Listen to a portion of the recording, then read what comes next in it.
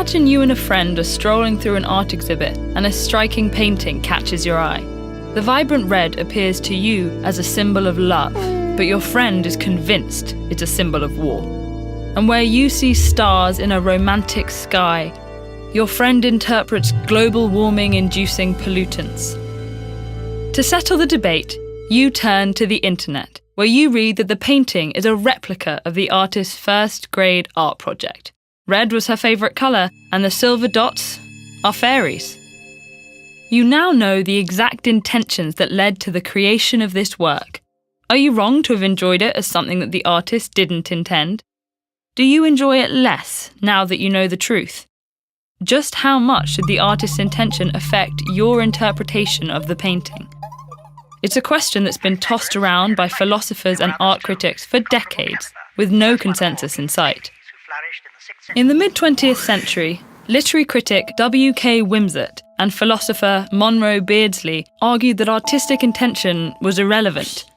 They called this the intentional fallacy, the belief that valuing an artist's intentions was misguided. Their argument was twofold. First, the artists we study are no longer living, never recorded their intentions, or are simply unavailable to answer questions about their work.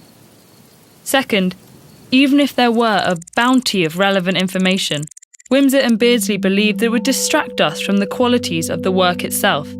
They compared art to a dessert. When you taste a pudding, the chef's intentions don't affect whether you enjoy its flavour or texture. All that matters, they said, is that the pudding works.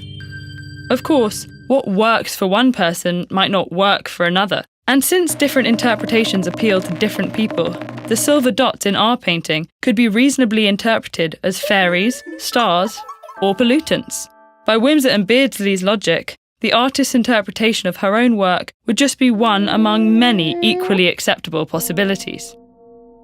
If you find this problematic, you might be more in line with Stephen Knapp and Walter Ben Michaels, two literary theorists who rejected the intentional fallacy. They argued that an artist's intended meaning was not just one possible interpretation, but the only possible interpretation. For example, suppose you're walking along a beach and come across a series of marks in the sand that spell out a verse of poetry.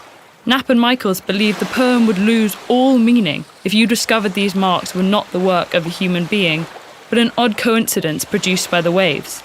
They believed an intentional creator is what makes the poem subject to understanding at all. Other thinkers advocate for a middle ground, suggesting that intention is just one piece in a larger puzzle. Contemporary philosopher Noel Carroll took this stance, arguing that an artist's intentions are relevant to their audience the same way a speaker's intentions are relevant to the person they're engaging in conversation. To understand how intentions function in conversation, Carroll said to imagine someone holding a cigarette and asking for a match. You respond by handing them a lighter, gathering that their motivation is to light their cigarette.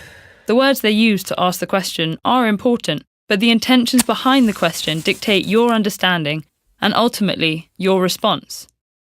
So which end of this spectrum do you lean towards?